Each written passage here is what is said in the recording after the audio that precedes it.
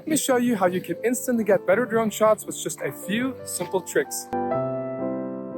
An easy but effective drone move is the foreground reveal shot. Fly your drone slowly backwards and reveal your foreground. And as you can see, this type of move makes the shot increasingly interesting to watch. And make sure your drone is set to cine mode for limited speed, as you don't want to ruin this type of shot by flying too fast. Leading lines help create a sense of depth and movement. So whether you want to capture video or photo, having leading lines in your composition always makes your shot immediately more interesting. On a side note, instead of only relying on Google Maps, I highly recommend taking advantage of Google Earth when doing your preparations. The 3D view can potentially make you aware of some interesting opportunities in the surroundings that you would otherwise not see. The rule of thirds is a rule of thumb for composition, allowing to create balance, making the shot more appealing.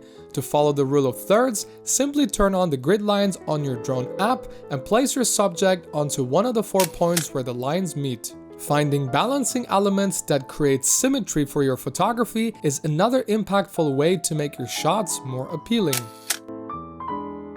Choose a subject, check the environment to ensure there are no obstacles, and plan how wide or tight the orbit should be. Orbiting shots usually always turn out exceptional. In my example, I left my exposure settings on auto as the lighting conditions were even and there was no harsh sunlight. But if you are shooting when the sun is strong, like during sunset, make sure to use manual white balance and exposure settings to avoid any potential drastic changes during shooting. A very effective way to add emotion and scale to the landscapes that you're filming is to use a person as a subject. The focus on a person as a subject will also help guide the viewer's eye. And last but not least, don't fly your drone too high. Sometimes the most effective shot is not too far from the ground. And that's it. Thank you so much for watching, and make sure to stay tuned for my upcoming Mavic 4 Pro content.